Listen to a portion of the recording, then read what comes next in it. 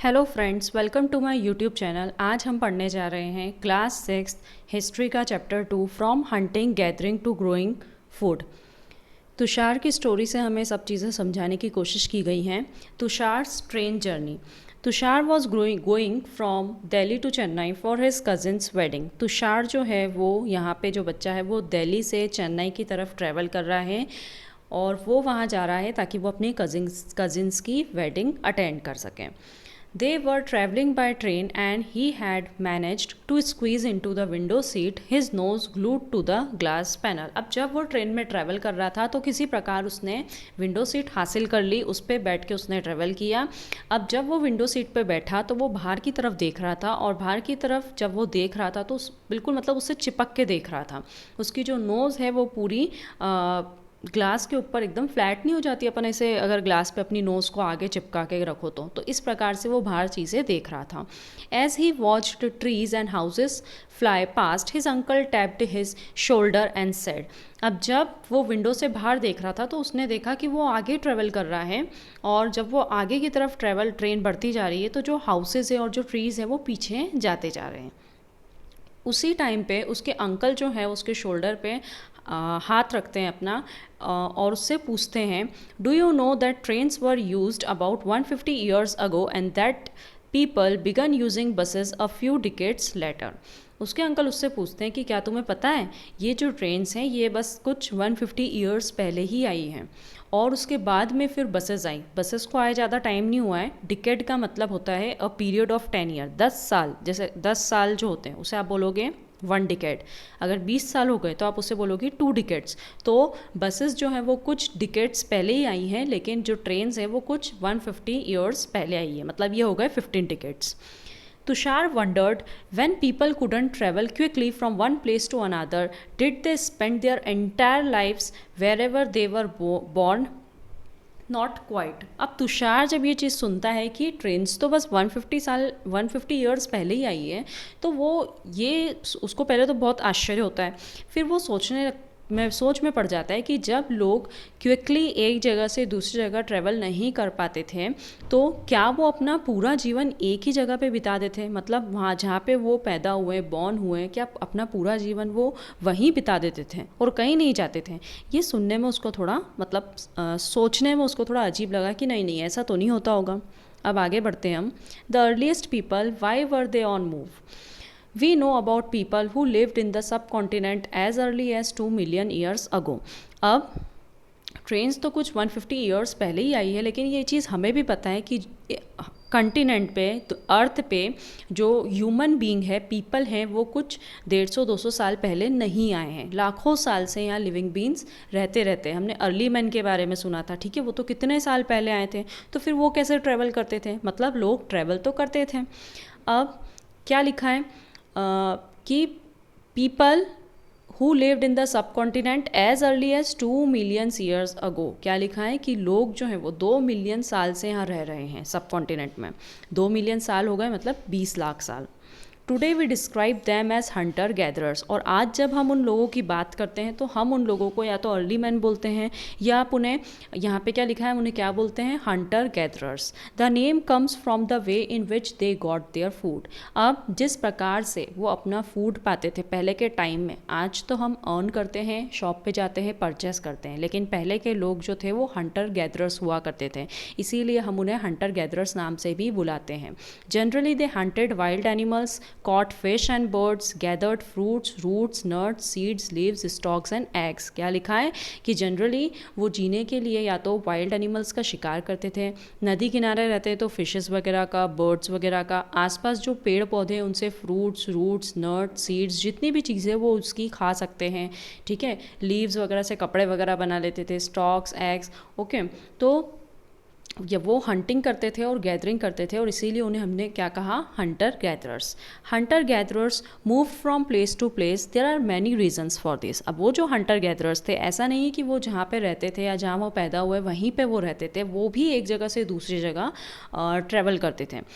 मतलब स्टार्टिंग से ही, जब से ह्यूमन लाइफ आई है यहाँ पे अर्थ पे, तब से ही वो लोग, जो भी लोग थे, वो क्या करते थे, वो एक जगह से दूसरी जगह पे मूव करते थे। अब जो मूव वो क्यों करते थे मूव, उन्हें क्या चलने में मज़ा आता था, मेहनत करने में मज़ा आता था? नहीं, बहुत सारे रीजंस हैं, वो हम आगे पढ़ेंगे। First, if they had stayed at one place for a long time, they would have eaten up all the available plants and animal resources, therefore they would have had to go elsewhere in search of food. जैसा कि अभी हमने पढ़ा कि वो hunting gathering करके अपना जीवन जो है वो चलाते थे।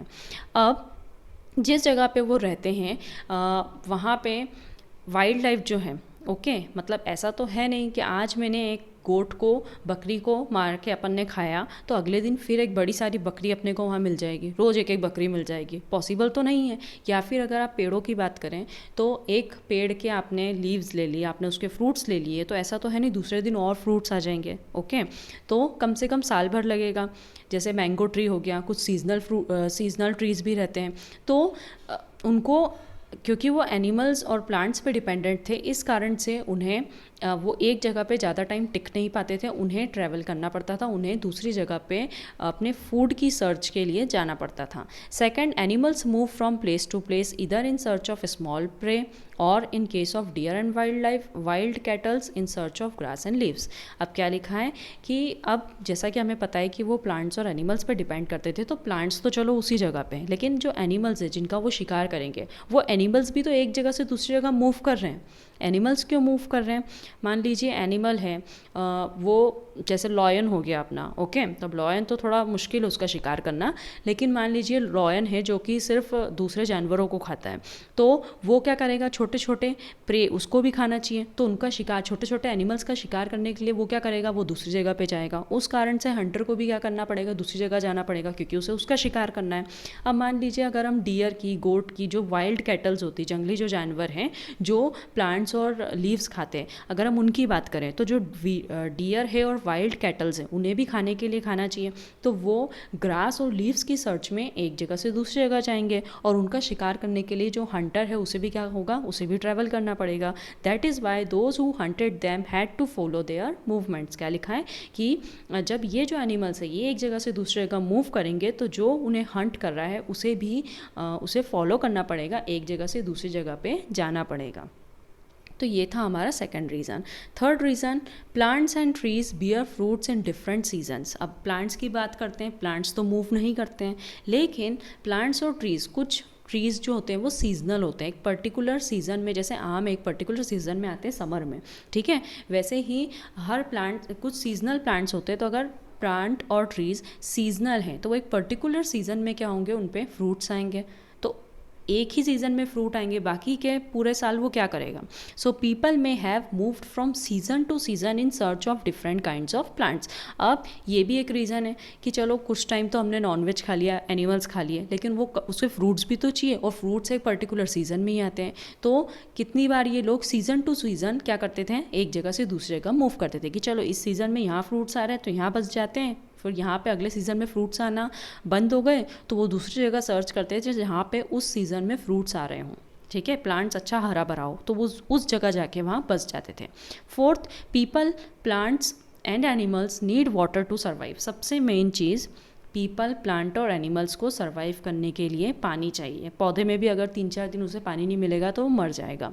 Water is found in lakes, streams and rivers. अब वाटर कहाँ मिलता है, वाटर लेक्स में मिलता है, स्ट्रीम्स में मिलता है और रिवर्स में मिलता है। While many rivers and lakes are perennial, perennial मतलब यहाँ पे होता है कि ऐसी रिवर, आपने सुना होगा जनरली गर्मी में न्यूज़ वगैरह में कि जैसे बारिश में कम पानी आया तो पर्टिकुलर एरिया की ये नदी जो है वो सूख गई, वहाँ पे बिल्कुल पानी नहीं बचा। लेकिन कुछ रिवर्स और लेक्स जो होते हैं वो पेरिनियल होते हैं, मतलब वो पूरे साल उनमें पानी रहता है, वो नहीं सूखते हैं, ठीक है, ऐसे रिवर्स और लेक्स को हम पेरिनियल कहते हैं। तो कुछ रिवर्स और लेक्स तो कैसे रहते थे, पेरिनियल रहते थे, अदर्स आर सीजनल, लेकिन कुछ लेक्स और रिवर्स जो थे वो सीजनल रहते थे। People living on their banks would have had to go in search of water during the dry seasons. और जो पीपल हैं, भले ही उन्हें वहाँ पे खूब एनिमल्स मिल रहे हों, वहाँ के जो पेड़ हो वो एवरग्रीन हो, मतलब पूरे साल एक जैसे रहते हों, पर्टिकुलर फ्रूट जो पूरे साल आता हो, लेकिन फिर भी उन्हें अगर पानी पीना है तो पानी की सर्च के लिए तो उन्हें एक जगह से दूसरी जगह ट्रैवल करना पड़ता था। मान लो कि वो एक ऐसी रिवर के बैंक के वहाँ रहते हैं, वो जो कि सीजनल रिवर है, ठीक है, समर्स में वो सूख जाती है ड्राई सीजन में, तो वो दूसरी जगह जाते हैं जहाँ पे उस टाइम पे उन्हें पानी अवेलेबल हो जाए। तो आज का सेशन में यहीं स्टॉप कर रही हूँ, नहीं तो वीडियो फिर बड़ा हो जाएगा, ठीक है। See you in the next session.